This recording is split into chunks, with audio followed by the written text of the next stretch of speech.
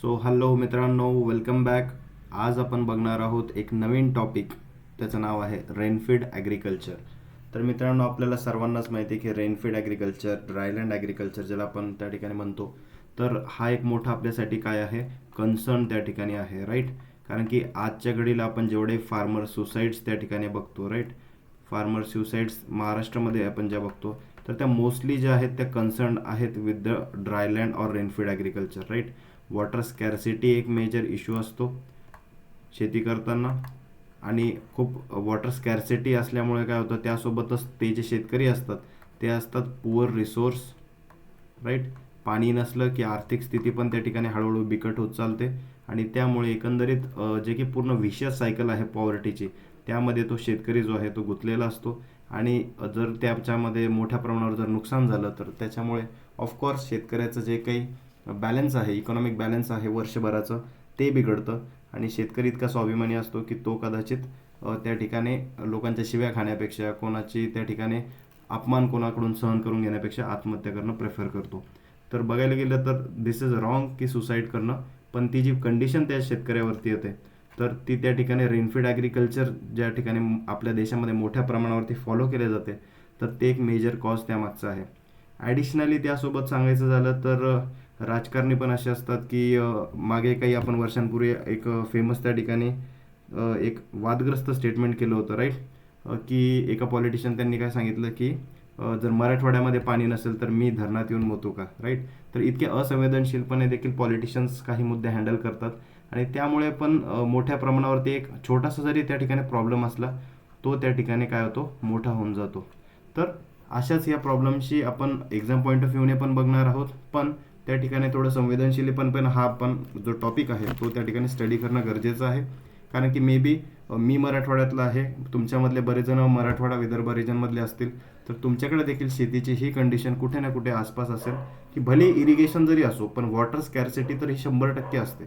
आणि सपोज तुम्ही ऑल्दो पश्चिम महाराष्ट्रासारख्या एरियामध्ये जरी असले, तरीसुद्धा तिथे पण सध्याची कंडिशन अशी आहे की रेनफॉलचा जो काही इश्यू आहे, तर रेनफॉल तर तेवढाच असणार आहे, पण जी की वॉटरची रिक्वायरमेंट आहे, okay, so the requirement of water ती हळूहळू इन्क्रीज होत चालली आहे. आणि 100% प्रत्येक भागामध्ये आज कितीही पाणी असू द्या, येणाऱ्या काळामध्ये स्कॅर्सिटी असणार आहे. कमी पाण्यामध्ये शेती करण्याची गरज त्या ठिकाणी आहे, आणि त्यामुळेच गव्हर्नमेंटचं त्या ठिकाणी एक पॉलिसी आता आलेली आहे, right.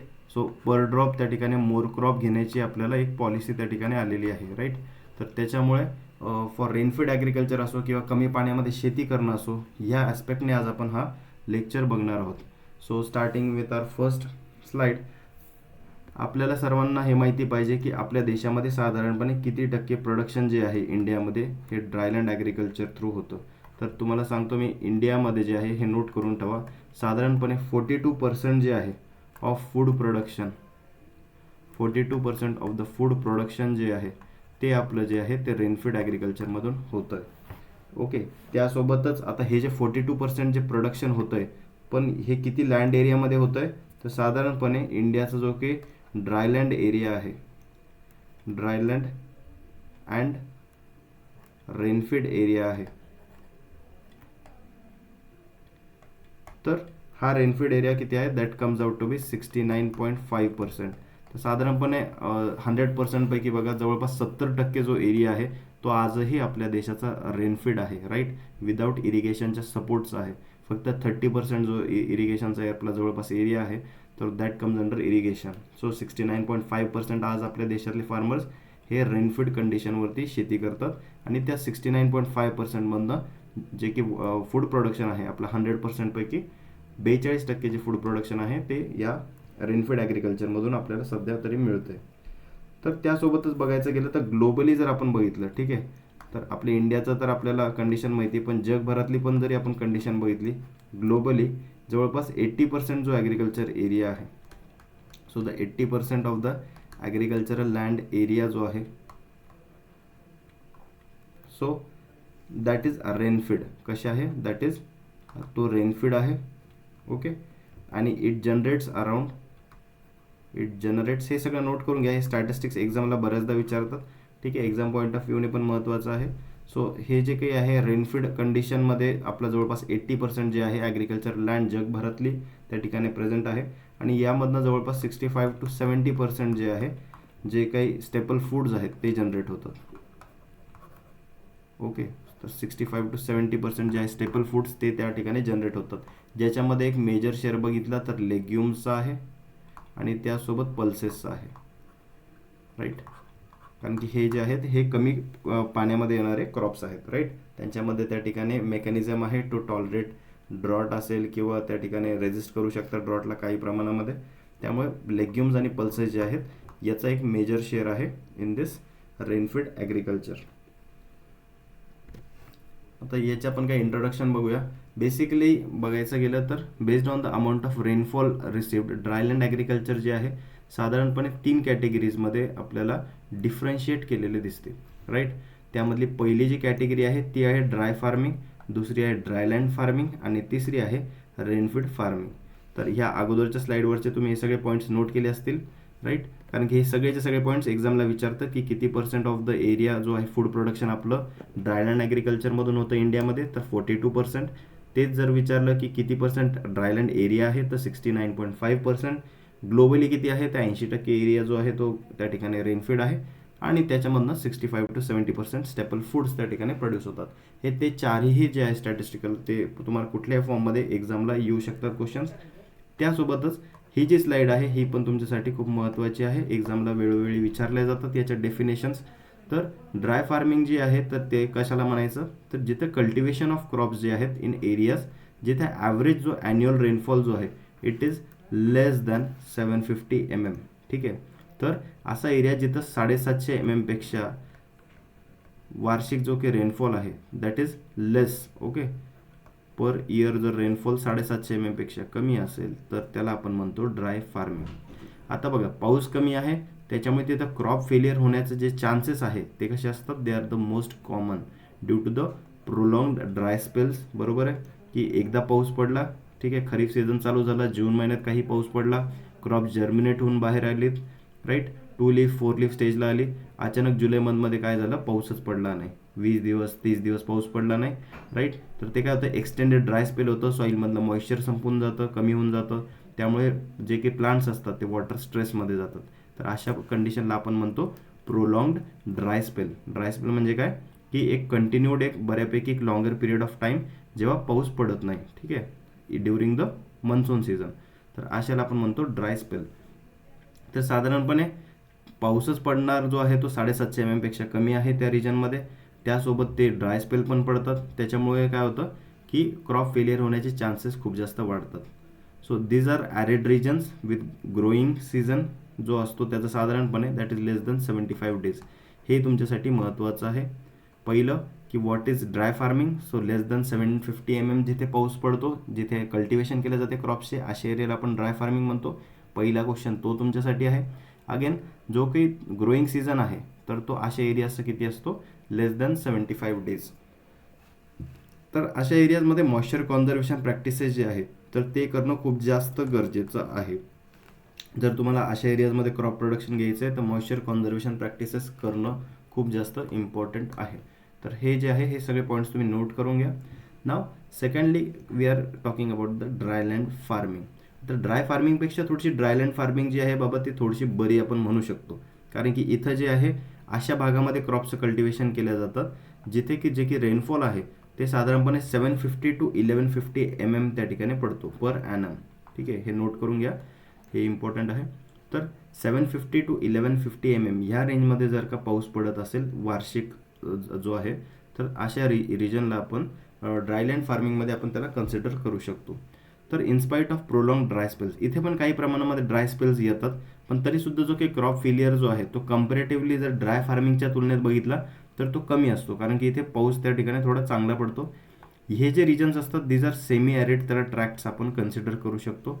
With a growing period याचा किती असतो, 75 to 120 days जे आहे एका वर्षामध्ये तुम्हाला याचा ग्रोईंग पिरियड आहे. तर हे पण नोट करून घ्या. ड्राय फार्मिंगचा होता less than 75 days growing period, dryland फार्मिंगचा आहे from 75 to 120 days of the growing period. आता इथे मॉइश्चर कॉन्झर्वेशन प्रॅक्टिसेस करणं गरजेचे आहेत, पण त्यासोबतच बघितलं तर पाऊस त्या ठिकाणी कधी कधी जास्त पण येतो, बरोबर आहे, 1000 mm पुढे पण जातोय, 1150 mm पर्यंत वर्षाला. त्यामुळे इथे काही प्रमाणामध्ये तुम्हाला ड्रेनेज जे आहे, म्हणजे एक्सेस पडलेला जो पाऊस आहे तो तुम्हाला ड्रेन पण करण्याची गरज पडेल. ओके, सो ॲडिक्वेट ड्रेनेज पण इथे करणं गरजेचं आहे फॉर व्हर्टिसोल्स, ज्यालाच आपण ब्लॅक सॉइल्स पण म्हणतो. थर्ड टाईप जो आपल्याकडे आहे that is the rainfed farming. So rainfed farming जी आहे ही इथे सगळ्यात जास्त पाऊस पडत असतो बेसिकली. तर कल्टिवेशन ऑफ क्रॉप जर बघितले अशा एरियाजमध्ये जिथे मोर दॅन 1150 mm त्या ठिकाणी पर ॲनम रेनफॉल पडेल, तर अशाला त्या ठिकाणी रेनफीड फार्मिंग असे म्हणतात. तर crops which are not subjected to the soil moisture stress during the crop period.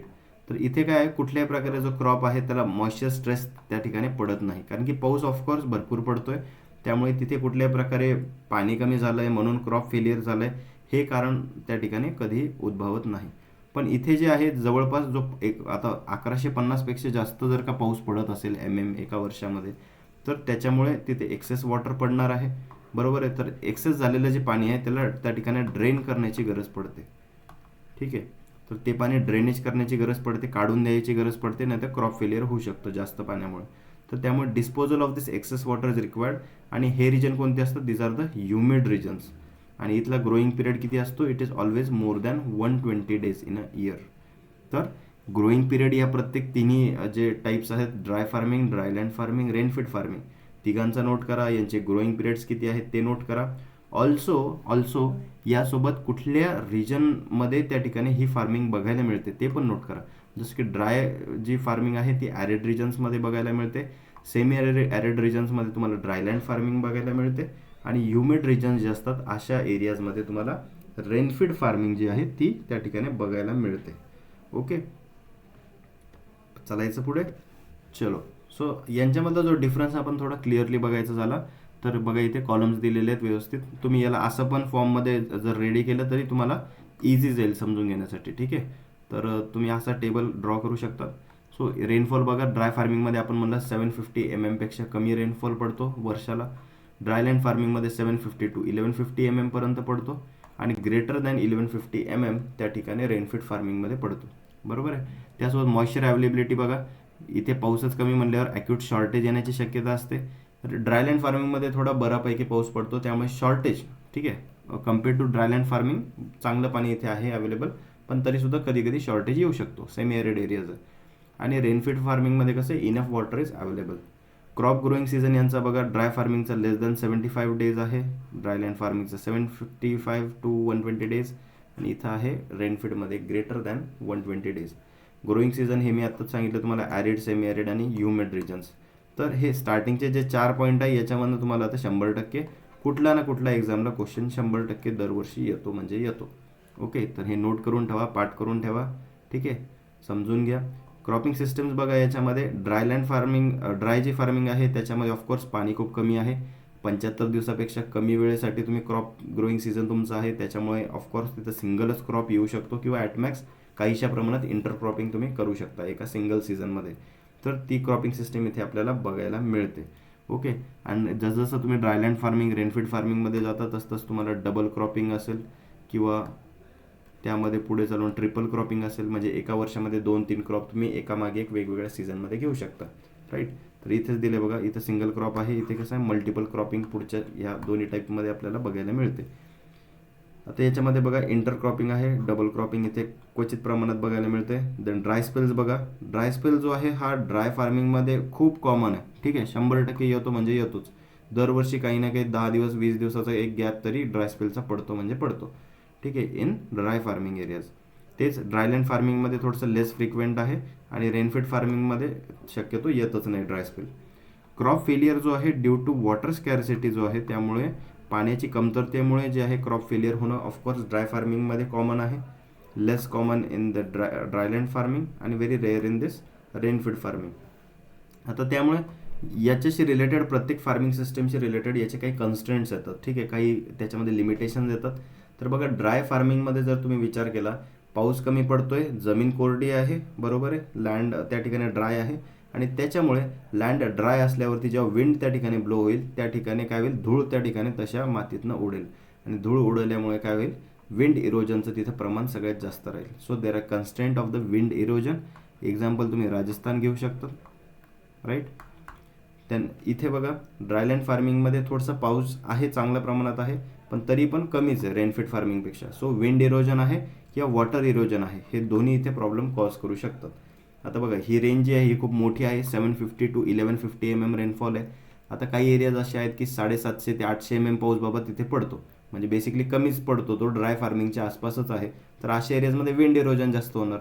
आता काही एरियाज असे जिथे 1000 mm पाऊस पडतो किंवा 1100 mm पर्यंत पडतो, तशा रिजनमध्ये पाणी बाबा भरपूर आहे, त्याच्यामुळे तिथे विंड इरोजन नाही होणार, पण तिथे वॉटर इरोजनचं प्रमाण वाढू शकतं. त्यामुळे बेसिकली हे दोन्ही टाईप जे आहे आपल्याला याच्यामध्ये बघायला मिळतात. तेच रेनफीड फार्मिंगमध्ये बघा धोधो पाऊस असतो, त्याच्यामुळे इथे वॉटर इरोजनचं प्रमाण खूप जास्त आहे. Soil gets eroded due to water. आणि ही फार्मिंग कुठे बघायला मिळते आपल्याला? कोकण सारख्या एरियाजमध्ये बघायला मिळते, जिथे वर्षाला रेनफॉल जो आहे जवळपास 2 ते 3000 mm त्या ठिकाणी आपल्याला पडताना दिसतो. ओके. मेजर्स रिक्वायर्ड बघा, इथे मॉइश्चर कॉन्झर्वेशन प्रॅक्टिसेस करणं गरजेचं आहे इन ड्राय फार्मिंग. त्यानंतर moisture conservation practices and drainage जे आहे फॉर वर्टिसोल्स हे ड्रायलँड फार्मिंगमध्ये करणं गरजेचं आहे. आणि रेनफीड फार्मिंगमध्ये पाऊस जास्त असल्यामुळे तिथे कॉन्झर्व करायची गरज नाही, पण तिथे ड्रेनेज करण्याची गरज आहे, राईट. जे पाणी पडतंय त्यालाच पहिले शेताच्या बाहेर काढावं लागेल, नाही तर काय होईल, वॉटर लॉगिंग कंडिशन येऊ शकते. सो प्रॉपर ड्रेनेज जे आहे it is required in the rainfed farming. So talking about the new points, इथे काही पॉईंट्स तुम्ही नोट करून घ्या माझ्या पर्सनल नोट्समधले, की एक ड्राय स्पेल काय असतो. ठीक आहे, ड्राय स्पेल काय आहे हे एक नोट करून घ्या. So what is a dry spell? Basically rainless period आहे, बरोबर आहे. मी तुम्हाला आता सांगितलं एक रेनलेस जो पिरियड असेल की ज्या वेळेस त्या ठिकाणी पाऊस पडत नाही ड्युरिंग द रेनफॉल सीझन, जे की मनसून आपल्याकडे असतो, तर रेनलेस पिरियड आहे मोर दॅन 10 days. ठीक आहे, दोन प्रकारे आता याच्यामध्ये, मोर दॅन 10 days आणि more than 15 days.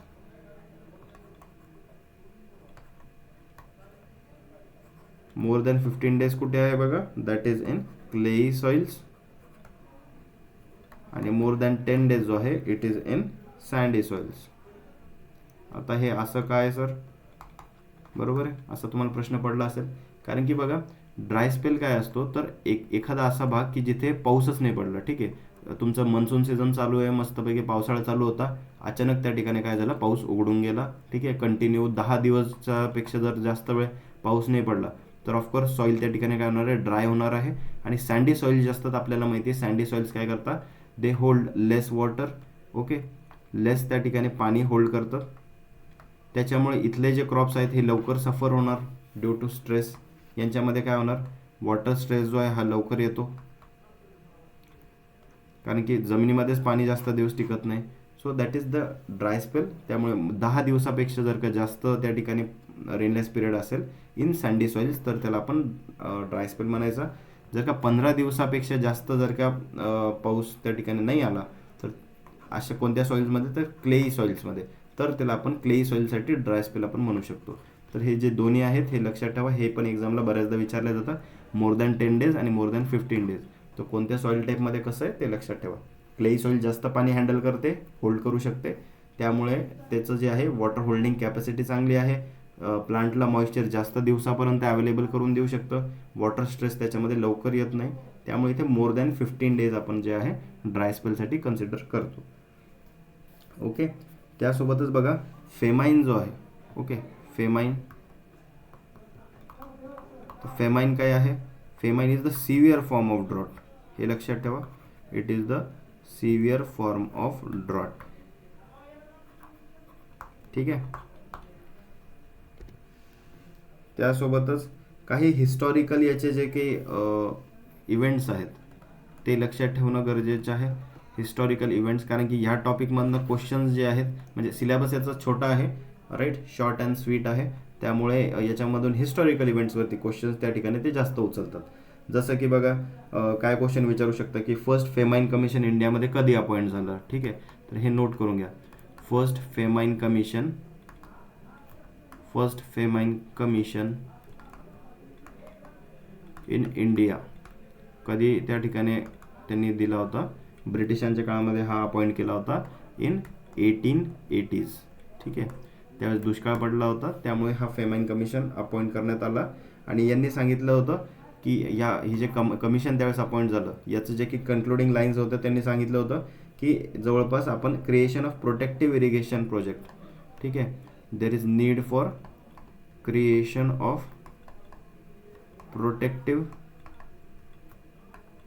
Irrigation projects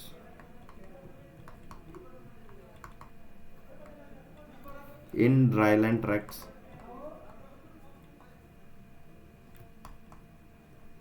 या कमिशनने काय सांगितलं की बाबा पाऊस त्या ठिकाणी फ्रिक्वेंटली कमी होत असतो, रेनफीड असल्यामुळे, ॲग्रिकल्चर असल्यामुळे, त्यामुळे फ्रिक्वेंटली शेतकऱ्यांचं जे आहे क्रॉप लॉस होऊ शकतं.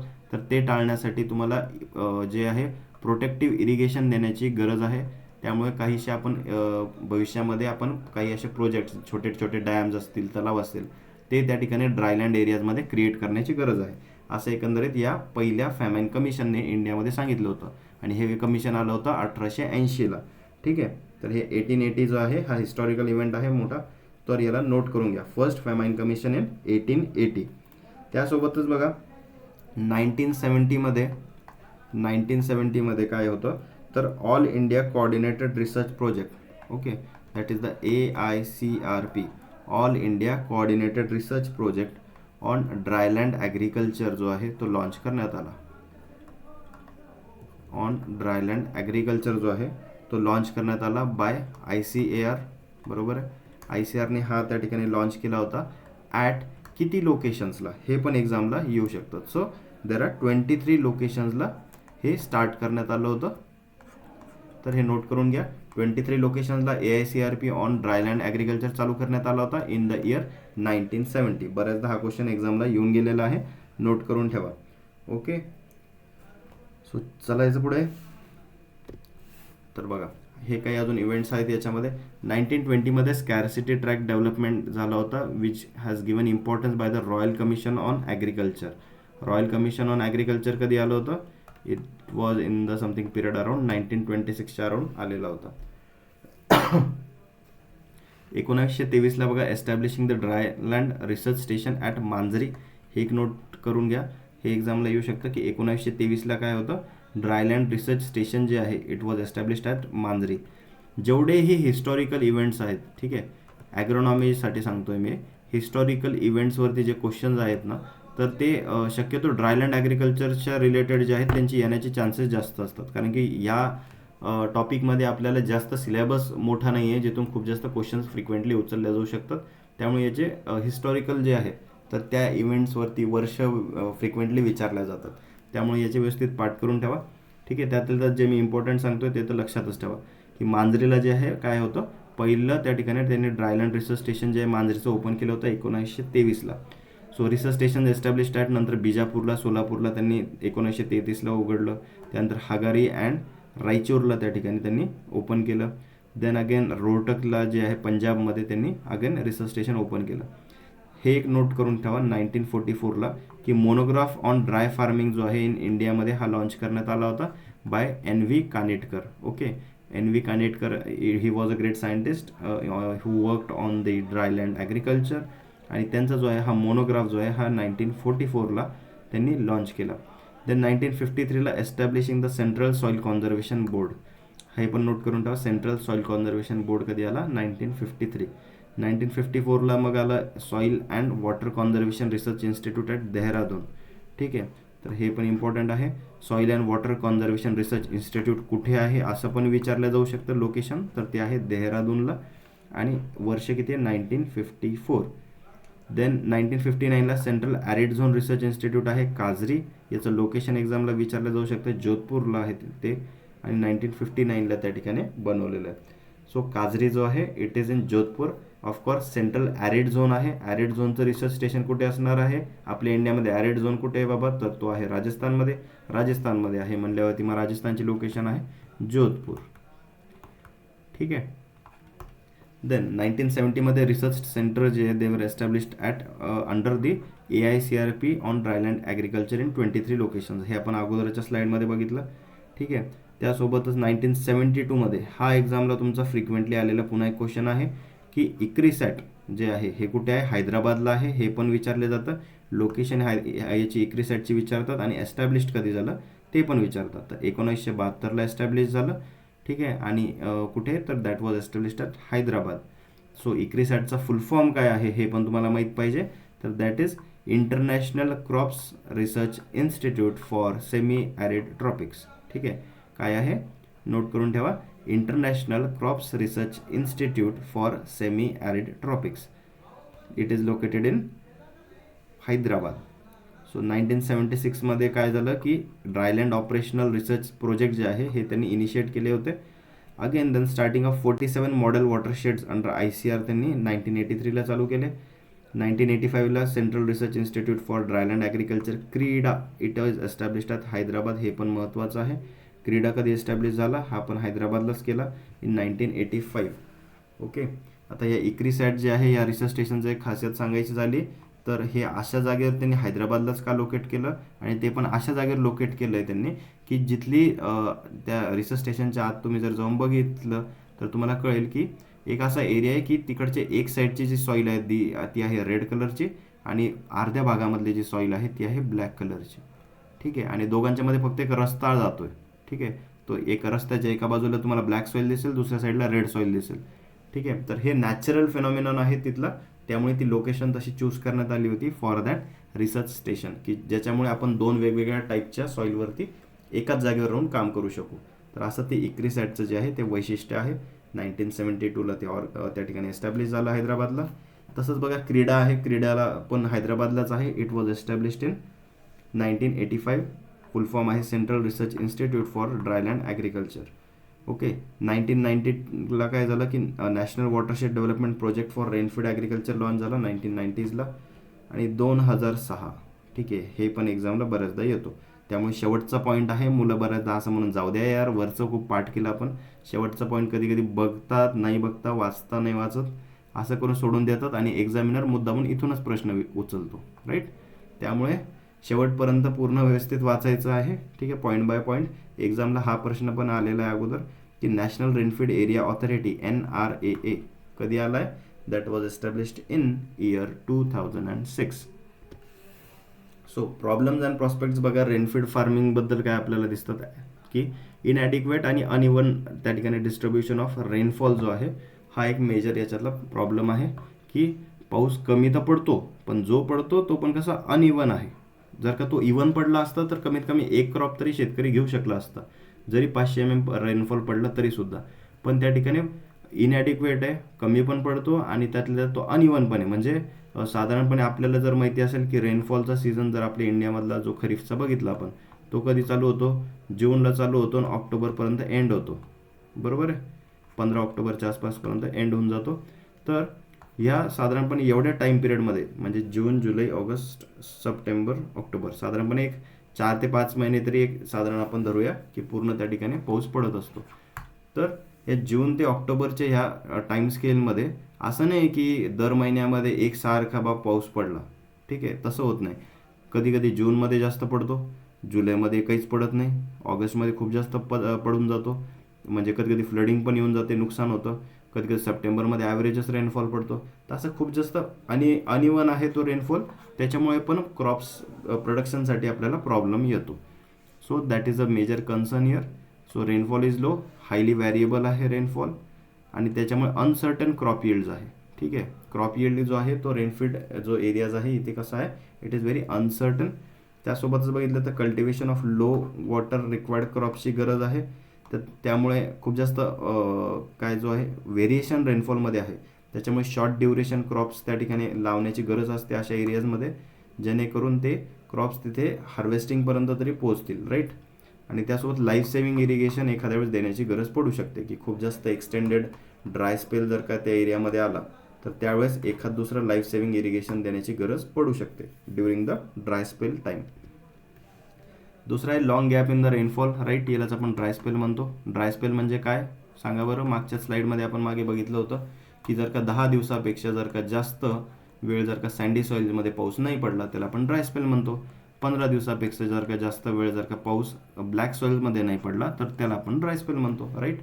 तर तसा लॉंग गॅप जो आहे इन रेनफॉलमध्ये फ्रिक्वेंटली येतो, त्याच्यामुळे प्रॉब्लेम येतो. त्यासोबत वेडिंग आणि इंटरकल्चरल ऑपरेशन्ससाठी पण ते फ्रिक्वेंटली त्रास देतं. इथे पण काय बघा दिले, लाईफ सेव्हिंग इरिगेशन देणं गरजेचं आहे at the critical growth stages of the crop. Early onset of monsoon त्या ठिकाणी कधी कधी होतो, तर त्यावेळेस आपण पर्ल मिलेट असेल म्हणजे बाजरा असेल, राईट.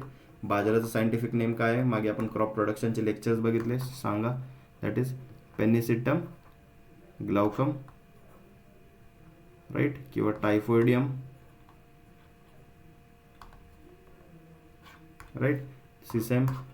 असे जे असतील, जेव्हा जेव्हा क्रॉपचे तुम्हाला नाव येतील ना, तेव्हा तुम्ही रिकॉल करत चला की सायंटिफिक नेम काय बाबा, याची फॅमिली काय आहे, याचं वैशिष्ट्य काय आहे, ठीक आहे. जिथे जिथे तुम्हाला एक्झाम्पल्स त्या ठिकाणी दिसतील. आता बघा इथे काय आलं, कॅस्टर आलं. अगेन कॅस्टरचं काय सायंटिफिक नेम आहे, रिसिनस, राईट. रिसिनस स्पीसीज त्या ठिकाणी येते, राईट. त्यानंतर ग्रीन ग्राम आहे, सो विग्ना स्पीसीज त्या ठिकाणी आहे. इथे काउपी आहे, सनफ्लावर आहे. तर यांचे जे आहे सायंटिफिक नेम, त्यानंतर त्याचं ऑइल कंटेंट आहे, आता सनफ्लावरचं ऑइल कंटेंट किती आहे, ह्या सगळ्या गोष्टी तुम्ही रिकॉल करत चला. कारण की एकदा वाचल्यावरती लक्षात राहत नाही. फ्रिक्वेंटली तुम्हाला जेव्हा कधी त्या ठिकाणी हे क्रॉप्सचे नावं दिसतील, रिकॉल करायचे, याचे सायंटिफिक नेम्स, काही व्हरायटीजचे नावं असतील ते, ठीक आहे. So late onset of monsoon जो आहे, कधी कधी अर्ली जर का मन्सून चालू झाला तर आपण बघितलं बाजारासारखे क्रॉप आपण लावू शकतो. उशिरा जर का मन्सून रेग्युलरपेक्षा जर चालू झाला तर त्यावेळेस आपल्याला अल्टरनेट क्रॉप आणि व्हरायटीज त्या ठिकाणी लावावे लागतील. जसं की कॅस्टरमध्ये अरुणा ही व्हरायटी आहे, देन ग्रीन ग्राम आहे, काउपी आहे, सनफ्लावर आहे. ड्राय सोईंग जे आहे यालाच आपण काय म्हणतो, धूळ पेरणी पण म्हणतो, राईट. धूळ पेरणी. सो धूळ पेरणी काय, इट इज अ स्ट्रॅटर्जी की आपण पाऊस जर का सपोज आपल्याला जर का फोरकास्ट असा आला की पुढच्या आठवड्यामध्ये पाऊस पडणार आहे, तर आपण साधारणपणे एक 4-5 दिवस पहिलेच काय करतो, ड्राय सॉईलमध्येच आपण सीड त्या ठिकाणी टाकून देतो, राईट. जेणेकरून पाऊस जेव्हा पडेल तर पूर्ण सॉईल मॉइश्चर यूजमध्ये येईल, लगेच ते सीड जे आहेत ते जर्मिनेट होतील आणि crop can start to grow without any wastage of moisture, किंवा काही 2-4 दिवसाचा टाईम पण आपला वेस्ट त्या ठिकाणी होणार नाही. आणि धूळ पेरणी अशा एरियाजमध्ये होते जिथे फार्मर्सकडं जे आहे ना, लँड होल्डिंग जी आहे ती खूप जास्त आहे, ठीक आहे. लँड होल्डिंग समजा एखाद्या शेतकऱ्याकडे बाबा 50 एकर शेती आहे, राईट. तर समजा 15 जूनला पाऊस पडला, त्याने वाट बघितली 15 जूनला पाऊस पडला, त्याच्यानंतर जर का त्याने पेरणी करायला सुरुवात केली तर त्याला 30 जूनपर्यंत तर पेरणी करायलाच जाईल, राईट. खूप लॉंग पिरियड लागेल, एरिया त्याच्याकडे जास्त आहे. त्याच्यामुळे अशा वेळेस तो शेतकरी काय करतो, त्याला जर का फोरकास्ट आला की समजा 15 जूनला पाऊस पडणार आहे, तर तो काय करतो, 10 जूनपासूनच पेरणी करायला सुरुवात करतो, राईट. त्याच्यामुळे लवकर पण त्याची पेरणी चालू होते, त्यामुळे क्रॉप जे आहे ते ॲडव्हान्स त्या ठिकाणी ग्रोथ स्टेजला जातात. So that is called as dry sowing. तर प्री सोईंग म्हणजेच काय, ड्राय सोईंग सारखंच झालं. देन सीड सोकिंग ट्रीटमेंट आपण करू शकतो for early germination. Transplanting of 1 month old bajra seedlings करू शकतो. कंप्लीट त्या ठिकाणी वीड कंट्रोल आपल्याला इथे करण्याची गरज आहे. Then growing of the legumes or oilseed crops in place of cereals. अशा वेळेला जर का खूप उशिरा जर का मन्सून स्टार्ट झाला आहे तर त्यावेळेस सिरियल क्रॉप्सचं आपण लावायचं असेल असं ठरवलेलं असेल तर ते कॅन्सल करायचं आणि त्या जागेवर लेग्युम किंवा ऑइलसीड क्रॉप्स लावायचे, कारण ते काय कमी दिवसामध्ये येतात, right. They are short duration crops. So most suitable crop जे आहे या कंडिशनसाठी कोणता आहे, that is the sunflower, helianthus annuus, बरोबर. So early cessation of rain जे आहेत इथे बघा, sometimes the rain may cease very early in the season exposing the crop to drought during the flowering condition and maturity stages. आणि जर का flowering आणि maturity स्टेजेसला जर का पाऊस कमी पडला तर आपल्याला चांगलंच माहिती आहे की काय होणार आहे, क्रॉप यील्ड जे आहे ते रिड्यूस होणार आहे. कारण मोस्ट ऑफ दी जे क्रॉप्स आहेत यांची जी की क्रिटिकल ग्रोथ स्टेजेस आहेत, क्रिटिकल स्टेजेस ऑफ ग्रोथ हे काय आहेत, they are the flowering and maturity stage. त्यामुळे त्या स्टेजला पाणी व्यवस्थित असणं गरजेचं आहे. Select short duration varieties, right. Short duration crop जे असतात त्याला काय म्हणतात, इफिमेरल्स म्हणतात, बरोबर आहे. कमी दिवसामध्ये जे येतात त्यांना आपण इफिमेरल्स म्हणतो त्या क्रॉप्सला, right. So short duration varieties त्या ठिकाणी आपण वापरण्याची गरज आहे.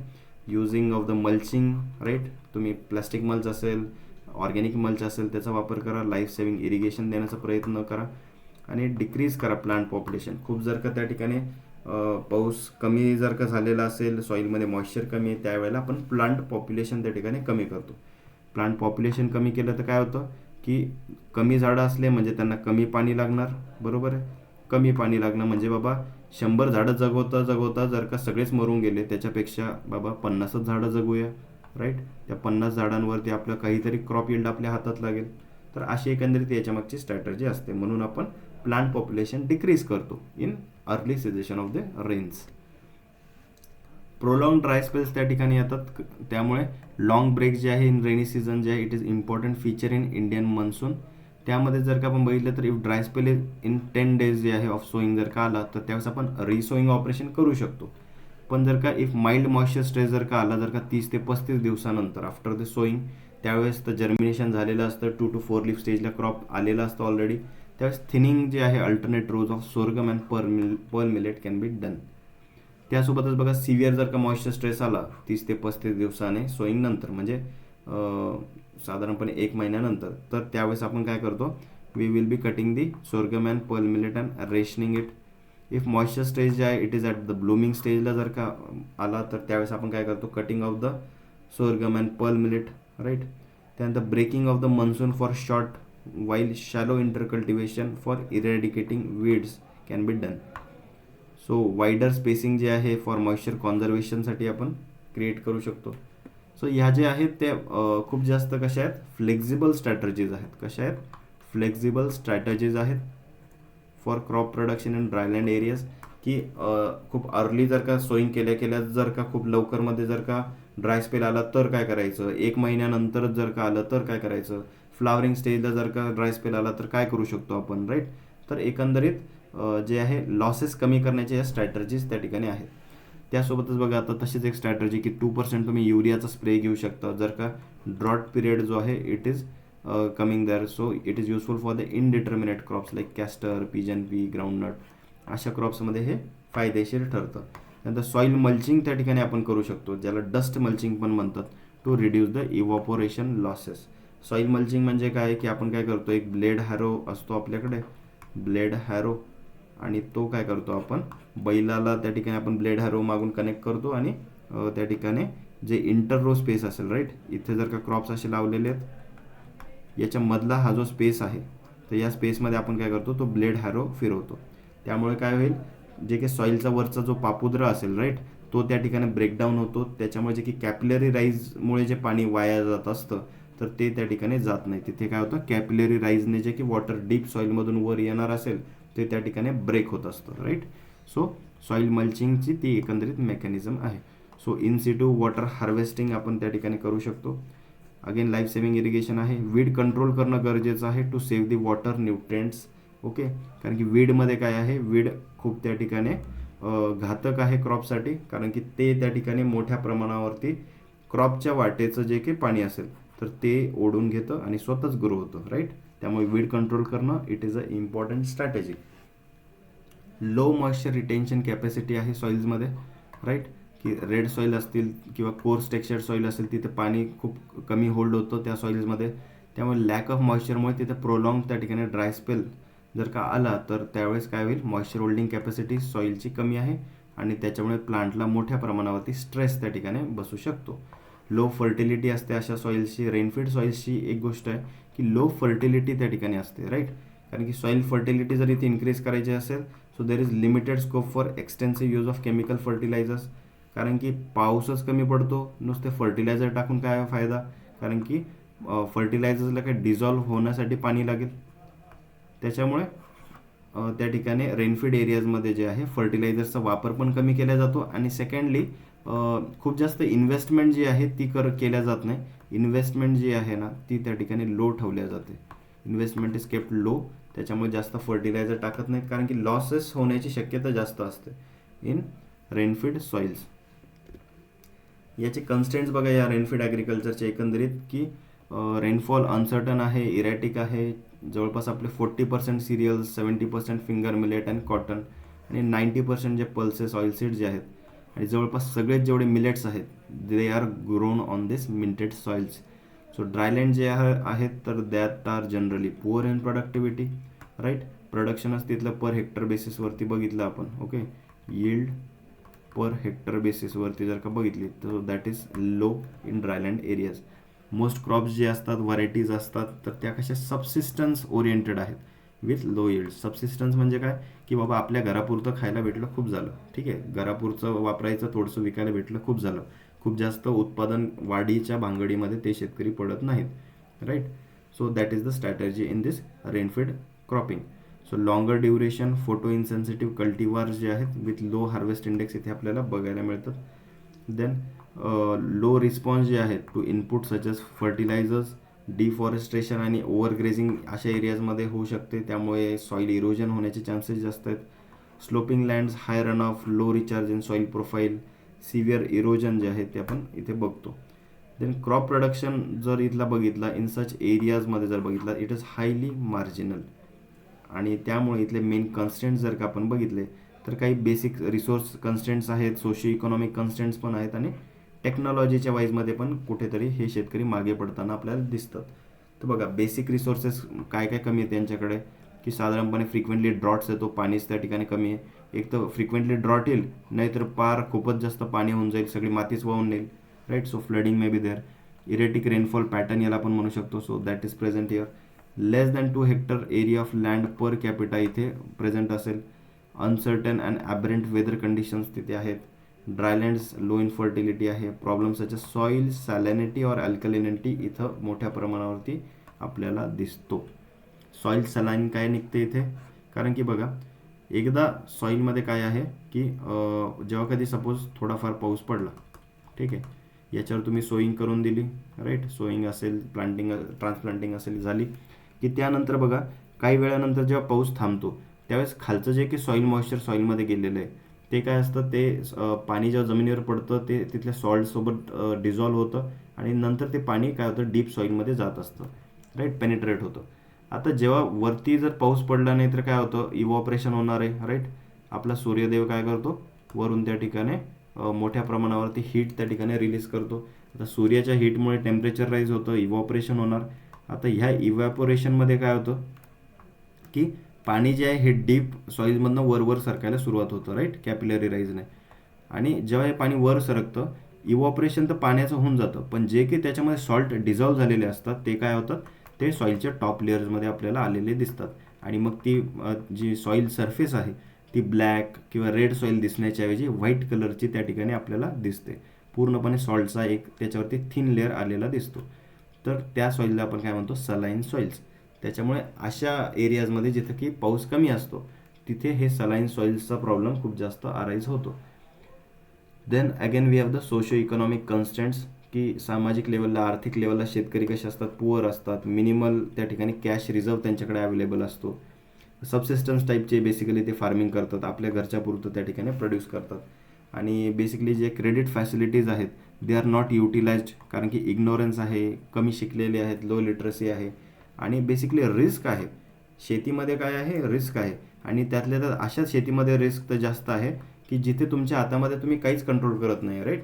तर पाण्यासारखी गोष्ट पण जर का तुम्ही कंट्रोल करत नाही तर ऑफकोर्स तिथं जो रिस्क आहे त्या शेतीमध्ये हा खूप जास्त असणार आहे. त्यामुळे मॅनेजमेंट जर का चांगलं नसेल तर शेती जी आहे हा एक जुगाराचा धंदा आहे, राईट. हे म्हणजे PhD करून सुद्धा मी तुम्हाला सांगू शकतो. कारण की बघा ना, तुम्ही जर फॅक्टर जर कंट्रोल करत नसतील तुमच्या आवाक्यातले तरी ॲटलिस्ट, तर of course it will become risky. त्यामुळे जे मॅनेजमेंट तुम्ही चांगलं करशाल, right, if you do management in a better way, तरच त्या ठिकाणी शेती जी आहे ती ॲज अ बिझनेस म्हणून तुम्ही रन करू शकता, प्रॉफिटेबली त्याच्यामध्ये तुम्ही रन करू शकता. सो पण ज्यावेळेस तुम्ही रेनफीड ॲग्रिकल्चरमध्ये जाता तर खूप जास्त रिस्की त्या ठिकाणी कारभार होऊन जातो. सो टेक्नॉलॉजिकल कन्स्टंट्स याचे जर बघितले तर there is a lack of suitable genotypes which are capable, की ते त्या ठिकाणी कमी पाण्यामध्ये येऊ शकतील. सो असे जिनोटाईप्स खूप कमी अवेलेबल आहेत आपल्याकडे. Then lower inputs like fertilisers, herbicide and pesticides हे या ठिकाणी आहे due to the lack of adequate moisture.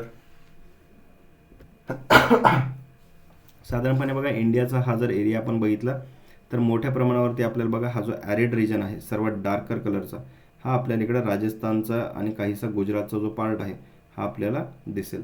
So this is the arid region of India, right. त्यासोबत हा सेमी ॲरिड बघा, सेमी ॲरिड तर आपल्याकडे सगळ्यात जास्त एरिया जो आहे तो एक्सपांडेड आहे. आपला महाराष्ट्राचा मोस्ट ऑफ द एरिया जो आहे तो कसा आहे, सेमी ॲरिड टाईपचा आपल्याला दिसेल, राईट. त्यानंतर ड्राय सब ह्युमिड आहे, मॉइस्ट सब ह्युमिड, ह्युमिड आहे आणि पर ह्युमिड आहे. तर ह्युमिडचं बेसिकली रिजन जर का बघितले तर नॉर्थ ईस्टला त्या ठिकाणी आपल्याला एक दिसेल, आणि दुसरं जे आहे आपला कोकण किनारपट्टी जेवढी आहे देशाची, तर एवढी सगळी जे की कोस्टल एरिया आहे तो त्या ठिकाणी आपल्याला ह्युमिड टू पर ह्युमिडच्या टाईपमध्ये आपल्याला बघायला मिळेल. आणि इकडचा जो सेंट्रल इंडिया जो आहे, ओडिसा, छत्तीसगड, हा कसा आहे, this is the dry sub humid. Okay. So soils in rainfed एरियाजमध्ये आपण बघायचं झालं तर रेनफीड ज्या सॉइल्स असतात दे आर जनरली पुअर क्वालिटीचे आहे, लो फर्टिलिटीचे आहे, त्यामध्ये हाय इरोजन त्या ठिकाणी आपल्याला बघायला मिळतं, फ्रजाईल सॉइल्स आहे, शॅलो आहेत, then they are susceptible to the loss right of physical integrity. these soils have the very weak buffering capacity. then the soils काय आहेत, these suffer from excess of salts. मी सांगितलं मागे saline का soils होतात, so in arid and semi arid areas right, आणि acid soils develop होतात in sub humid एरियाजमध्ये right. खूप जास्त पाऊस ज्यावेळेस पडतो ह्युमिड एरियाजमध्ये, समजा कोकणसारखा एरिया आहे, 2000-3000 mm पर त्या ठिकाणी इयर त्या ठिकाणी पाऊस पडतो, तर जमिनीवरती इतका पावसाचा जोरजोरात फटके बसतात की त्याच्यामध्ये जे की कॅल्शियम आहे, ठीक आहे, कॅल्शियमचा जो काही आयन आपल्याला टॉप लेअर्समध्ये दिसतो, तर तो त्या ठिकाणी वॉशिंग त्या ठिकाणी त्या लेअरची होऊन जाते, वॉशिंग होऊन जाते किंवा डीप लिचिंग होऊन जाते, आणि त्याच्यामुळे कॅल्शियम निघून गेला, त्याचा बेसिक सोर्स जर का निघून गेला, फक्त मग उरतात काय त्या ठिकाणी ॲसिडिक त्या ठिकाणी कंपोनंट्स राहतात, त्यामुळे तिथल्या सॉइल्स कशा होतात, ॲसिडिक कंडिशनच्या होतात जिथे पाऊस खूप जास्त पडतो. मायक्रोन्यूट्रंट्स अँड ॲम्युलरंट्स जे आहेत, मेनली जे की लाईम आहे, तर ते त्या ठिकाणी डेफिशियट असतात and needs supplementations periodically. So हे जे सॉइल्स असतात these are mostly coarse textured आपल्याला बघायला मिळतील, हायली डिग्रेडेड दिसतील with low water retention capacity, multiple nutrient त्या ठिकाणी आपल्याला डिफिशियन्सीज त्या क्रॉपमध्ये दिसतील, कारण तिथे आपण खूप जास्त फर्टिलायझर मॅनेजमेंट करत नाही, इन्व्हेस्टमेंट करण्याची मानसिकताच तशा एरियाजमध्ये राहत नाही राईट. कमीत कमी इन्व्हेस्टमेंट करून जे काही आहे ते क्रॉप घेण्याची तिथे स्ट्रॅटर्जी रेनफीड एरियाजमध्ये आखलेली शेतकऱ्यांनी आपल्याला दिसते. So it is not conducive for the intensive cropping. Distribution जर का सॉइल्सचा अशा एरियाजमध्ये आपण बघितलं तर जनरली नियरली 30% जे आहे ऑफ द सॉइल्स जे these are covered with the alfisols, आणि असोसिएटेड सॉइल एक 35% असतील. मग या वर्टिसोल्स आहेत, वर्टिसोल म्हणजे कोणत्या, black soils, black cotton soils आपल्या महाराष्ट्रातल्या. सो देन वी हॅव 10% जे आहेत दे बाय अँटीसोल्स त्या ठिकाणी आपल्याला दिसतात. Then most of the alfisols जे आहेत दे आर सँडीलोम त्या ठिकाणी दिसतात विथ अ सबसॉईल, त्या ठिकाणी अलोवियल लेअर आपल्याला क्लेचा नंतर सबसॉईलमध्ये आपल्याला दिसतो, जिथे की लेस रिटेन करतं water, and this is frequently prone to the drought. तर हे जे गोष्टी आहेत ह्या तुम्हाला एक्झामला येत नाहीत, ठीक आहे, हे फक्त तुम्हाला एक इंट्रोडक्टरी ठेवलेलं आहे. एक्झामचे जे पॉईंट्स येतील ते मी तुम्हाला सांगत चालेल. सो वर्टिसोल्स जे असतात they R deep, so with the 240 centimetre त्या ठिकाणी डेप्थ इथे आपल्याला बघायला मिळते. क्ले कंटेंट इथे चांगला त्या ठिकाणी आपल्याला बघायला मिळतो in black soils, vertisols 30 to 70%, and it is rich in bases. Okay, वर्टिसोल्समध्ये काय आहे, बेसेस जे आहेत ते चांगल्या प्रमाणात आपल्याला बघायला मिळतात. क्ले टाईप बघा इथे स्मेक्टाईट आहे, मोंटमोरिलोनाइट आहे राईट, देन बिडलेट आहे. आता हे बघा मोंटमोरिलोनाइटचं बऱ्याचदा एक्झामला क्वेश्चन येतो की हे जे मिनरल आहे हे कशा टाईपचं आहे हे नोट करून घ्या. This mineral is of 2:1 type expandable त्या ठिकाणी हे आपल्याला क्ले टाईप बघायला मिळेल.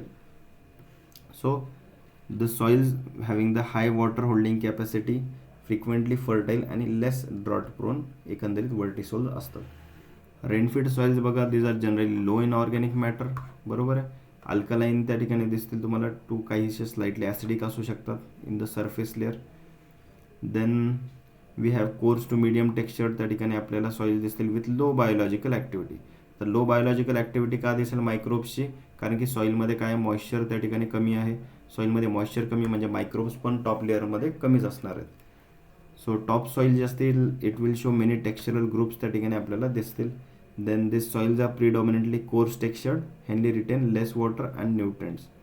लो ऑर्गॅनिक मॅटर वरतीच बघितलं आपण, आणि ते कशामुळे येतं, कारण की पाऊस कमी म्हणल्यावर जमिनीत पाणी कमी म्हणल्यावरती तिथे येणार व्हेजिटेशन कमी, त्याच्यावर उगणारे झाडं कमी, म्हणजेच त्याच्या सॉईलवरती पडणारे लीफचं जे काही लिटर असेल ते पण कमी, म्हणून ऑर्गॅनिक मॅटर कमी. सो एकंदरीत एक मुद्द्यामुळे बघा सगळंच त्या ठिकाणी सायकल जी आहे ती पूर्ण इकोसिस्टम तिथली चेंज होऊन जाते. सो द टॉपसॉईल जे आहे when eroded it is devoid of organic matter, so it will result in deficiencies of various nutrients. Removal of vegetations, intensive agriculture, uncontrolled excessive grazing असेल किंवा खूप मोठ्या प्रमाणावरती अनप्रोटेक्टेड फील्ड्स आपण जर ठेवले जिथे की व्हेजिटेशनच नाही आहे, तर त्याच्यामुळे काय होऊ शकतं, विंड इरोजन मोठ्या प्रमाणावरती कॉज होऊ शकतं.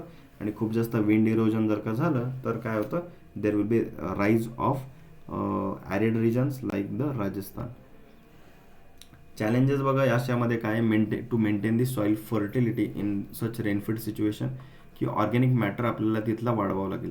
ऑर्गॅनिक मॅटर वाढला म्हणजे सॉईलमध्ये वॉटर होल्डिंग कॅपॅसिटी वाढली, वॉटर होल्डिंग कॅपॅसिटी वाढली म्हणजेच जे काही पाऊस कमी जास्त जो काही पडेल तर तो पाऊस सॉईलमध्ये स्टोअर चांगला राहील आणि क्रॉपला त्या ठिकाणी थोडा एक्सटेंडेड पिरियडसाठी आपल्याला रेनफॉल अवेलेबल होईल. Maintaining of the soil ecology, correction of the nutrient deficiencies, then reclamation of the problematic soils. Right, आता प्रॉब्लेमॅटिक सॉईल सलाईन सॉईल्स असतील तर त्यासाठी वॉटर देण्याची गरज आहे. अल्कलाईन सॉईल असेल तर त्याच्यामध्ये आपल्याला ॲसिडिक त्याला थोडंसं करावं लागेल. आणि जर का ॲसिडिक सॉईल असतील तर त्याच्यामध्ये आपल्याला लाईम त्या ठिकाणी टाकावं लागेल for the rectification. Managing of the contaminated soils, then addressing the iron toxic soils. Right, Fe toxic soils आपल्याला मोस्टली ॲसिडिक सॉईल जे आहेत त्या अशा दिसतात Fe toxic. Then managing the surface crusting आपल्याला मॅनेज करावं लागेल. इरोजन जे आहे, विंड इरोजन असेल, वॉटर इरोजन असेल ते कंट्रोल करावं लागेल. सो एकंदरीत याच्यातलं क्रॉप ॲडॅप्टेशन जर का आपण बघितलं तर ह्या क्रॉप्समध्ये आपल्याला ॲडॅप्टेशन म्हणजे काय असेल, की generally it is a relationship between the principal environment factors and the growth response of the crop plants. म्हणजे जर का दुष्काळ पडला, वॉटर जर का स्ट्रेस त्या ठिकाणी आलं तर जे की क्रॉप आहे आपलं लावलेलं, तर हे जे क्रॉप आहे तर हे कशा प्रकारे त्याला ॲडॅप्ट करतं, स्वतःमध्ये काय चेंजेस क्रिएट करून घेतं, तर त्यालाच आपण काय म्हणणार, क्रॉप ॲडॅप्टेशन म्हणणार. So it is expressed as a response to a combination of factors, जसं की टेम्परेचर, डे लेंथ चेंज झाली तर त्याचा रिस्पॉन्स काय असेल त्या प्लांटचा स्वतःला तिथे जगवण्यासाठी. राईट, सो विल्सेने एक छान डेफिनेशन याची दिली ॲडॅप्टेशनची, की as a feature, what is adaptation, it is a feature of an organism which has survival value under the existing conditions of its habitat. म्हणजे ते पर्टिक्युलर हॅबिटॅटमध्ये जगण्यासाठी, त्याची जे की सर्वाईव्ह करण्यासाठी त्याची जी इच्छाशक्ती आहे त्यासाठी मग त्याला जे की ॲडॅप्टेशन्स करावे लागतील. राईट, जे की स्वतःमध्ये बदल करावे लागतील त्याला आपण काय म्हणतो, ॲडॅप्टेशन म्हणतो. सो सच फीचर्स जे असतात they may allow the plant to make fuller use of nutrient, ते करू शकेल, पाणी आणि टेम्परेचर, लाईट, तर सगळे जे की त्याला रिक्वायरमेंट्स असतात त्या प्लांटला ते मोठ्या प्रमाणावरती मग ते यूज करू शकतो जर का त्याने ॲडॅप्टेशन चांगलं केलं तर. Right, so or may give protection against the adverse factors such as temperature extremes, water stress, disease or insect pressures. Plant adaptation बघा याच्यामध्ये हे खूप महत्त्वाचं तुमच्यासाठी चार्ट आहे. ओके, तर प्लांट ॲडॅप्टेशनच्या काही स्ट्रॅटेजीज असतात त्यामध्ये बघा, इस्केपिंग द ड्रॉट. आता तुम्हाला जर का ड्रॉट त्या ठिकाणी इस्केप करायचं असेल तर त्या प्लांटमध्ये बघा की दोन प्रकारच्या आपल्याला स्ट्रॅटर्जीज त्याच्यामध्ये दिसतात. पहिली आहे इफिमेरल्स. इफिमेरल्स म्हणजे काय, की शॉर्ट ड्युरेशनचे क्रॉप्स, की ज्याची लाईफ सायकलच काय आहे, खूप शॉर्ट ड्युरेशनची लाईफ सायकल आहे. जसं की सपोज आपण ग्रीन ग्राम घ्या, ठीक आहे, मूग असेल किंवा मग आपलं उडीद असेल, ब्लॅक ग्राम असेल, तर हे क्रॉप्स कसे आहेत, हे 90 दिवसामध्ये 80 ते 90 दिवसातच त्या ठिकाणी हार्वेस्टिंगला येतात. तर कमी दिवसामध्ये निघून जातात. म्हणजे उशिरा जो की ड्रॉट येणार असेल तर ते ड्रॉट जे आहे किंवा सॉईलमध्ये मॉइश्चर स्ट्रेस जर येणार असेल त्याच्या अगोदरच ते झाड काय करतं, फटाफट जर्मिनेशन होतं, फटाफट व्हेजिटेटिव्ह ग्रोथ येतं, लगेच फ्लावरिंग, लगेच त्याचं पॉड, आणि पॉड आल्या आल्या लगेच त्याची मॅच्युरिटी. सो खूप कमी ड्युरेशनमध्ये ते क्रॉप्स येतात आणि दुष्काळ यायच्या पहिलेच आपली लाईफ सायकल कंप्लीट करतात. तर अशा क्रॉप्सला आपण म्हणतो इफिमेरल्स. हे एक्झामला तुम्हाला येतं की what are ephemerals. So ephemerals are short duration crops, ज्याची लाईफ सायकल कशी शॉर्ट आहे. किंवा काही क्रॉप जे असे असतात की ज्याच्यामध्ये बाबा थोडं लॉंग ड्युरेशनमध्ये जातं, जसं की बघा सोयाबीन आहे. आता सोयाबीन जो आहे हा 90 दिवसात, 80-90 दिवसात तर नाही आहे बाबा, हा साधारणपणे 100 ते 130 दिवसापर्यंत याची व्हरायटी वाईज व्हॅरी करते. ठीक आहे, लाईफ सायकल. मग अशा क्रॉप्समध्ये आपण काय करतो, पण असा हा जो सोयाबीन क्रॉप आहे हा बरेचसे रेनफीड फार्मर जे आहेत ते कल्टिवेट करतात. मग अशा सोयाबीनमध्ये आपण न्यू व्हरायटीज अशा डेव्हलप करायच्या की ज्या शॉर्ट ड्युरेशनच्या असतील. ठीक आहे, कमी दिवसामध्ये येतील, भले त्याचं यील्ड थोडंफार कमी जास्त चालेल पण कमी दिवसात ती येणारी व्हरायटी पाहिजे. ठीक आहे, so that it is adaptable to escape the drought. आणि अशीच एक व्हरायटीवरती माझं PhDचं काम होतं, त्याचं नाव आहे फुले दुर्वा. सो ठीक आहे, सो फुले दुर्वा जी आहे यालाच KDS992 पण असं नाव देतात सायंटिफिकली. तर ही जी फुले दुर्वा व्हरायटी ही नॉर्मली व्हरायटीज ह्या 100 ते 130 दिवसात येतात. ही व्हरायटी जी आहे ना ही फक्त त्या ठिकाणी 75 ते त्या ठिकाणी 80 दिवसात येते. ठीक आहे, सो ही काय झाली, मूग आणि त्या ठिकाणी उडीदसारख्या क्रॉपसारखी शॉर्ट ड्युरेशन झाली. तर अशा व्हरायटीज आपल्याला ड्रायलँडसाठी डेव्हलप करायची गरज आहे. ओके, सो त्यासोबतच बघा ड्रॉट रेझिस्टन्स जी आहे ही एक सेकंड स्ट्रॅटर्जी आपल्याला क्रॉप्समध्ये जी आहे ती बघायला मिळते. आता यामध्ये बघा काय आहे की ड्रॉटला अवॉइड करण्याची एक स्ट्रॅटर्जी असते आणि ड्रॉटला टॉलरेट करण्याची एक स्ट्रॅटर्जी असते. आता ड्रॉटला अवॉइड कसं करणार झाड, तर म्हणजे वॉटर सेवर. ठीक आहे, वॉटर सेवर म्हणजे काय की आता एक प्लांट आहे. ठीक आहे, या प्लांटचं जे आहे ते काय करणार, स्टोमॅटाचं काय करणार, क्लोजर करून घेणार. म्हणजे स्टोमॅटा बंद जर झाले तर काय होईल की जे की ट्रान्सपिरेशन लॉसेस आहेत तर ते कमी होतील. म्हणजे स्वतःमध्ये जे पाणी त्याच्याकडे आहे तर ते पाणी काय करेल, बाहेर सोडणार नाही, स्वतःमध्ये शक्यतो जास्त वेळपर्यंत ॲक्युमुलेट करून ठेवेल. तर ती झाली वॉटर सेव्हिंग स्ट्रॅटर्जी. दुसरी आहे वॉटर स्पेंडर्स. तर वॉटर स्पेंडर स्ट्रॅटर्जी काय म्हणते की हे जे प्लांट आहे हे प्लांट काय विचार करतं की आपण किती जरी पाणी स्वतःमध्ये वाचवलं तरीसुद्धा आपण किती दिवस जगणार आहे बाबा एक्सटेंड करून करून. त्यामुळे हे काय करतात वॉटर स्पेंडर्स, याची रूट सिस्टीम खूप जास्त डीप सॉईलमध्ये ग्रो करायला सुरुवात करतात. याची रूट सिस्टीम डीप ग्रो झाली की मग ते काय होतं, खूप डीप सॉईलमधनं वॉटर एक्स्ट्रॅक्ट करतं आणि त्याची लाईफ सायकल कंप्लीट करायचा प्रयत्न करतं. तर ते झाले वॉटर स्पेंडर्स. तर बघा ना, आपल्याकडे पण आपण आता हॉस्टेलला राहतो राईट, एखाद्या महिन्यामध्ये बाबा पैसे आपल्याकडे कमी आहेत. ठीक आहे, मग आपण काय करतो, पैसे सेव्ह करायचे प्रयत्न करतो राईट. तर पैसे सेव्ह करताना काय करतो आपण की बाबा जाऊ द्या, एखाद्या महिन्यामध्ये नाही हॉटेलला जेवायला गेलो, नाही एखाद्या महिन्यामध्ये समजा नॉनव्हेज खाल्लं बाहेर जाऊन, तर चालतं आहे ना. तर तसं आपण जशी मनी सेव्हिंग स्ट्रॅटर्जी वापरतो तसंच झाड काय करतं, वॉटर सेव्हिंग स्ट्रॅटर्जी वापरतं. आता काही मुलं असे म्हणतात की बाबा पैसे आपण वाचवूया. काही काही पोरं आपल्यापेक्षा अजून हुशार असतात. ते काय म्हणतात, कशाला पैसे वाचवायचे बाबा, आपण एक काम करू, आपण काय करू, बाहेर जाऊन आपण काहीतरी जॉब वगैरे करू पार्ट टाईम घरच्यांना न सांगता. म्हणजे घरचे पण थोडेफार पैसे येतील आणि बाहेर पण थोडेफार आपल्याला एक्स्ट्रा मिळतील. म्हणजे ते काय झाले, ते स्पेंडिंग त्याचं कमी नाही करत. ठीक आहे, ते त्या ठिकाणी काय करतात, स्वतःचं त्या ठिकाणी रूट एक्सटेंड करतात into the deeper soils right. आणि एक्स्ट्रा वॉटर त्या ठिकाणी जमिनीमधनं एक्स्ट्रॅक्ट करतात राईट. म्हणजे बाहेर जाऊन एक्स्ट्रा काम करतील आणि ते पैसे कमवून पण भाई हम तो हफ्ते में एक बार हॉटेल को जाके खाना खाएंगे राईट. तर अशी एकंदरीत जी आहे त्यांची ती स्ट्रॅटर्जी असते. आपण पण जसं वापरतो तसेच प्लांटची पण आपापली स्ट्रॅटर्जी असते. सो ड्रॉट टॉलरन्स त्याच्यामध्ये आहे. देन ड्रॉट टॉलरन्समध्ये 2 स्ट्रॅटर्जीज आहे. पहिला आहे मिटिगेटिंग स्ट्रेस आणि दुसरा आहे हाय टॉलरन्स. आता स्ट्रेसला कसं मिटिगेट करणार, स्टोमॅटो क्लोजर करतील किंवा प्लांटच्या लीफवरती ऑइली सरफेस क्रिएट करेल किंवा मग अशा वेगवेगळ्या त्याच्यामध्ये स्ट्रॅटर्जीज आहेत की ज्याने काय करतं की प्लांटमधनं जे आहे वॉटर लॉस कमी होऊन जाईल. ठीक आहे, आणि हाय टॉलरन्स म्हणजे काय की बाबा त्याच्यामध्ये जेनेटिकलीच ते पोटेन्शियल आहे की ते कमी त्या ठिकाणी पाण्यामध्ये जगू शकतं. जसं की बाजरा झालं, ठीक आहे, सोरगम झालं, तर हे खूप कमी पाण्यामध्ये येणारे क्रॉप्स आहेत. फिंगर मिलेट झालं, फिंगर मिलेटची तर वॉटर यूज इफिशियन्सी सगळ्यात हायेस्ट असते. एक्झामसाठी क्वेश्चन तुमच्यासाठी आहे. ठीक आहे, तर फिंगर मिलेटची काय आहे, वॉटर यूज इफिशियन्सी ही सगळ्यात जास्त हायेस्ट कोणत्या सिरियलची आहे, so that is finger millet. म्हणजे काय, रागी. रागी म्हणजे काय, just a minute, what is ragi, ragi म्हणजे नाचणी. चार्जिंगला लावूया आपण, just a minute. Okay, so escaping drought याच्यामध्ये जी आपण स्ट्रॅटर्जी बघितली याच्यामध्ये काय होते, इफिमेरल्स त्या ठिकाणी होते. इफिमेरल्स म्हणजे काय, मी तुम्हाला आता सांगितलं की शॉर्ट ड्युरेशन क्रॉप्स, कमी दिवसामध्ये त्या ठिकाणी हार्वेस्टिंगला येणार, शॉर्ट लाईफ सायकल असते. अर्ली ग्रोईंग व्हरायटीज बघितली आपण, सोयाबीनचं सांगितलं मी तुम्हाला.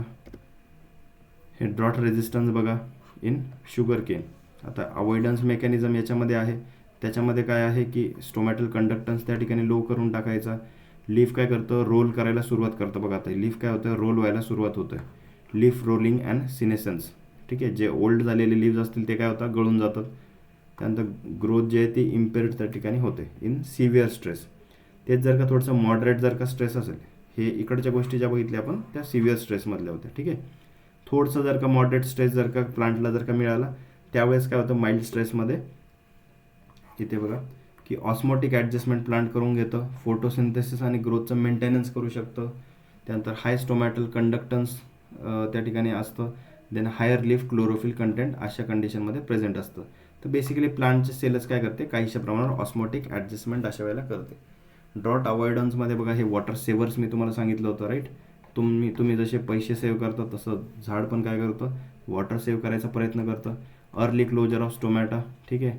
Early photosynthetic efficiency, increasing the photosynthetic efficiency. Then we have the presence of awns. Awns जे आहेत हे खूप महत्त्वाचा पार्ट आहे, राईट. ऑन्स म्हणजे काय बघा, वीट असेल, बार्ले असेल, त्याचा हा जो ग्रेन असेल, तर याच्यावरती हे जे तुम्हाला असे लंबे लंबे जे केस आलेले दिसतात, राईट, तर हे जे आहेत दिस आर ऑन्स, त्यांना काय म्हणतात, ऑन्स. आणि ऑन्स जे आहे दिस कॉन्ट्रीब्यूट टू फोटोसिंथेटिक इफिशियन्सी खूप याची चांगली असते, जवळपास 11 to 12% पर्यंत जे आहे इट कॉन्ट्रीब्युट्स टू द ग्रेनचं जे की मध्ये यील्ड तयार होतं. तर 11 to 12% फोटोसिंथेट्स जे आहे या ग्रेनसाठी हे या ऑन्समधनं येतात. ठीक आहे. त्यानंतर वॉटर स्टोरेज इन प्लांट्स, हां, आणि हे या ऑन्समधनं काय होतं, फोटोसिंथेट्स 11 to 12% तर येतात, पण त्याच्यामधनं जे की वॉटर स्पेंड होतं बघा ना, ते खूप बारीक बारीक केस आहेत, राईट. त्याच्यामुळे याच्यामधनं वॉटर स्पेंडिंग जे ट्रान्सपिरेशन लॉसेस जे आहेत ते खूप कमी असतात. तर so that is a water saving strategy, water स्पेंडर्सची स्ट्रॅटर्जी, राईट. आपले मुळं काय करायचे, डीप त्या ठिकाणी सॉईलमध्ये एक्सटेंड करायचे. Efficient root system, high root to top ratio, osmotic adjustments, increase in the liquid phase conductance. Then ड्रॉटचे टॉलरन्समध्ये बघा, मिटिगेटिंग स्ट्रेसमध्ये काय होतं, रेजिस्टन्स टू डिहायड्रेशन नाही होऊ द्यायचं झाडाला, त्याला रेजिस्ट करायचं. सेल कोलॅप्स होण्यापासून काय करायचं, प्रिव्हेंट करायचं. आणि खूप जास्त हाय टॉलरन्स स्ट्रॅटर्जीमध्ये काय, मेटाबॉलिक स्ट्रेस त्या ठिकाणी हँडल करायचं. आणि प्लास्टिक स्ट्रेन म्हणजे काय की सपोज सध्या हे जे प्लांट आहे, तर जर का सॉईलमध्ये पाणी कमी आहे, तर हे झाड काय करेल, याचे जे की लीफ असतील तर लीफला काय करणार, लीफ फॉल करून टाकणार. ठीक आहे. लीफ फॉल करून टाकणार, एखादं दुसरंच पान झाडावरती ठेवणार, आणि नंतर जेव्हा कधी या सॉईलमध्ये पाणी सोडलं की याला वापस नवीन फुटवे येणार, राईट, नवीन लीव्ज येणार. तर that strategy is called as the plastic strain, की स्वतःला ॲडजस्ट करायचं. प्लास्टिक जसं आहे की स्वतःचा शेप चेंज करतं, राईट, थोडं जरी त्याला हिट केलं की तसं स्वतः ॲडजस्ट करून घ्यायचं. तर ती आहे ड्रॉट टॉलरन्स स्ट्रॅटर्जी. ओके. तर त्यासोबतच आपण काही अजून एखादा ॲडिशनल पॉईंट आहे का बघूया. जसं की बघा ग्राउंडनटमध्ये बघा, नोट करा, ग्राउंडनटमध्ये, ग्राउंडनट म्हणजे काय, शेंगदाणा म्हणजेच काय, सायंटिफिक नेम सांगा, सायंटिफिक नेम काय, ॲरेचिस हाइपोगेइया. और भैया इनकी फॅमिली कौन सी है, लेग्युमिनोजी, राईट. सो ग्राउंडनट जे आहे याचे जे की लीव्ज असतात हे काय होतात, they will fold during the mid day. Okay. Leaves जे आहेत दे फोल्ड ड्युरिंग मिड डे. ठीक आहे. दुपारच्या वेळेला याचे काय होतं, लीव्स त्या ठिकाणी बंद झालेले आपल्याला दिसतात. आणि या स्ट्रॅटर्जीमुळे काय होतं, जवळपास याच्यामधला जो की रेडिएशन लोड आहे, ठीक आहे, तर तो जवळपास it is getting reduced by 60 to 70%. Okay. तर असे काही स्ट्रॅटर्जीज आपल्याला त्यामध्ये बघायला मिळतात. आणि ही जी स्ट्रॅटर्जी आहे याला नाव दिलं आहे पॅराहेलिओनेस्टिक मुवमेंट, पॅराहेलिओनॅस्टिक मुवमेंट. याच्यावरती आपण काय केलं आहे, एक व्हिडिओ पण तुम्हाला चॅनलवरती अपलोड केलेला आहे, तर तुम्ही तो बघा ग्राउंडनटशी रिलेटेड. ओके.